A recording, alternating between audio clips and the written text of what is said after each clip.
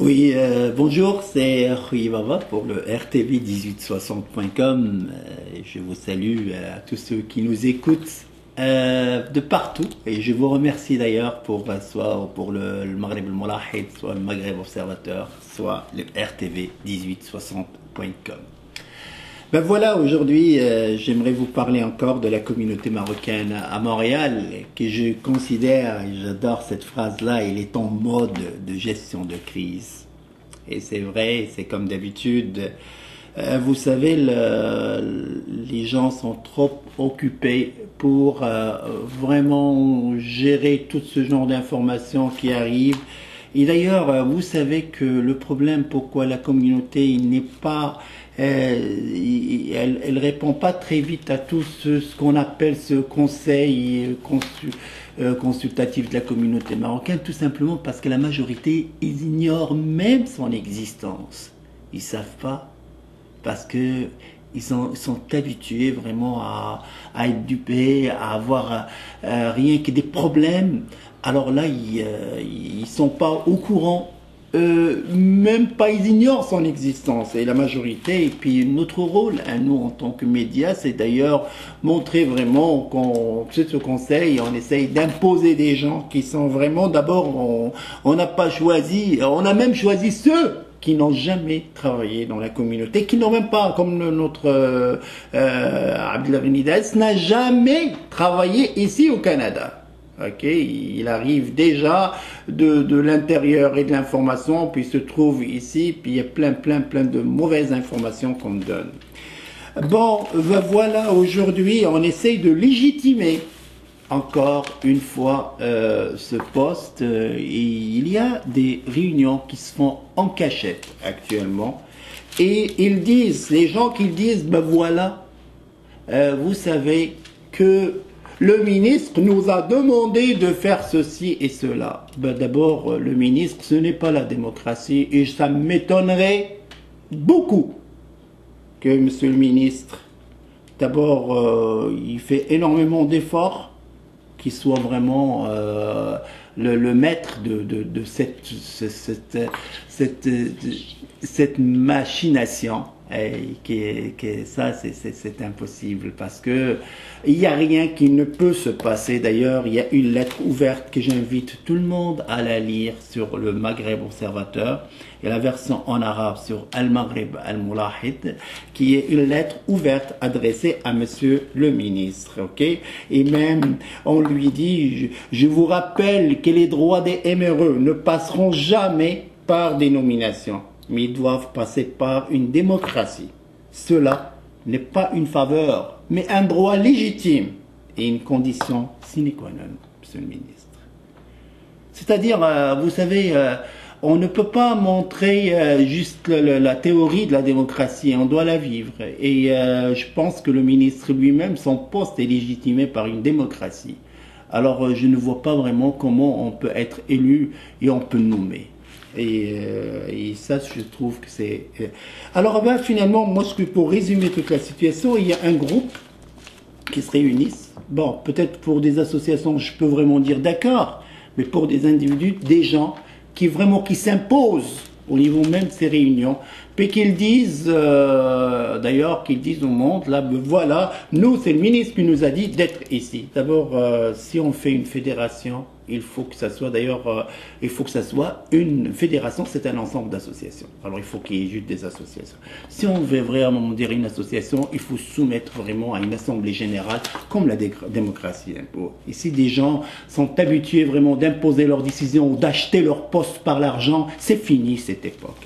Je vous rappelle juste que si on veut vraiment, on veut nous ramener d'ailleurs ces mêmes personnes. Il y a des gens qui faisaient partie de la fédération, et que ces mêmes personnes qui ont augmenté les prix de Royal Air Maroc, qui ont manigancé avec la Royal Air Maroc, qu'ils ont monté le prix de 15%, et pour diminuer les 15%, pour avoir ce rabais de 15% qui était juste ajouté, il fallait absolument devenir membre de cette fédération parce qu'il était impopulaire et personne ne voulait devenir membre de cette fédération.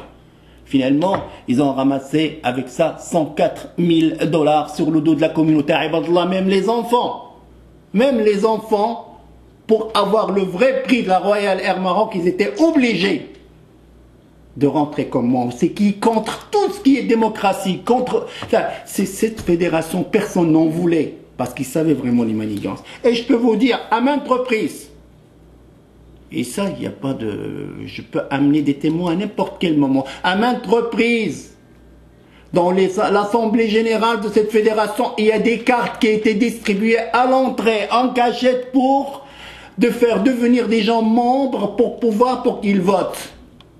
Pour qu'ils votent vraiment pour encore élire le président. C'est dans la même soirée même, à la porte, puis il y a des gens qui aujourd'hui ils jouent au soccer, et tout ça, ça a été vraiment fait, et la manigance, et ces gens-là encore essayent de nous imposer soi-disant l'union.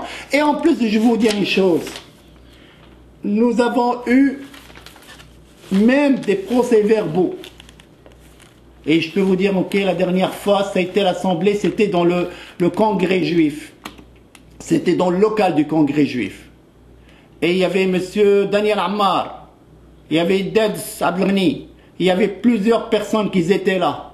Puis à un moment, parce que c'était en pleine crise de Gaza, puis les gens, ils ont dit, ben voilà, on va faire un communiqué vraiment pour dénoncer ce qui se passe dans Gaza, ce que tout le monde entier a fait. Et M. Daniel Ammar a dit, si vous le faites, moi, je me retire.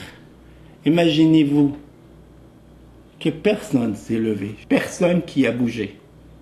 Et pourtant, je comprends la situation et je comprends vraiment le comportement de M. Daniel Ammar, qui est membre aussi du Conseil des communautés marocaines, lui et d'Adès.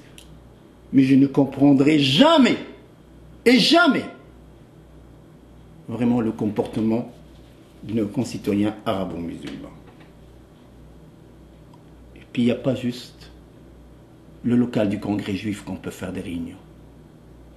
Il y a d'autres, on dépasse d'autres argent pour faire autre chose. Alors moi, c'est ce que j'aimerais dire. Que ces gens-là, maintenant, dans la dernière réunion qu'ils ont eue, ils leur ont dit, ben voilà, il faut qu'aucune information sorte parce qu'ils ont su. Est-ce que vous voulez faire une association ou une union représentant les Marocains sans que les Marocains sachent que vous le faites? Est-ce que tu as le droit, c'est qui a dicté cette histoire, de me représenter? Et tu te caches pour faire pour être le représentant? Montre-toi! Présente-toi devant la communauté. Présente-toi qu'on te dise d'ailleurs qu'est-ce qu'on a sur le cœur de l'histoire de la fédération. Je vous donnerai plus de détails sur tout ça. Et je souhaite juste clarifier une situation, que ça soit clair une fois pour toutes.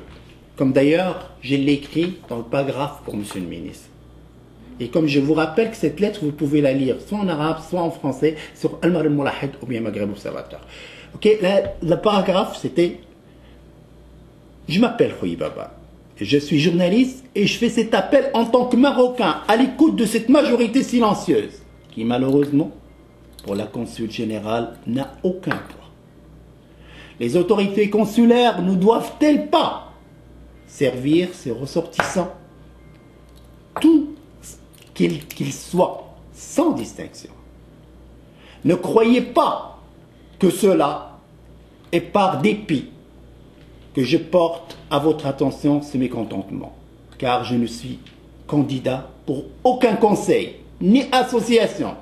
Je préfère garder ma liberté pour être le chien de garde de ma communauté. Et je n'aurai aucune association pour vous demander aucun somme, monsieur le ministre. Et je n'aurai absolument rien. Et le jour où je vous demanderai quoi que ce soit, votre refus, je l'accepterai. Soyez tranquille. C'est le Maroc qui a besoin de nous. Nous, on n'a pas besoin du Maroc. D'abord, pour ce centre culturel, monsieur le ministre, avez-vous fait une étude? Parce que si vous faites une étude, probablement que vous allez arriver qu'il y a d'autres points pour la communauté beaucoup plus importantes que ce centre-là. Faites vos études, consultez.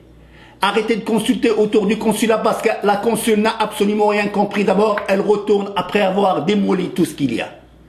Comme vous voyez sur l'écran, le rassemblement, ça va être le 1er mars à 17 h, c'est-à-dire dimanche, le 1er mars à 17 h, au 808 Beaubien Est à Montréal. C'est le coin de la rue Saint-Hubert.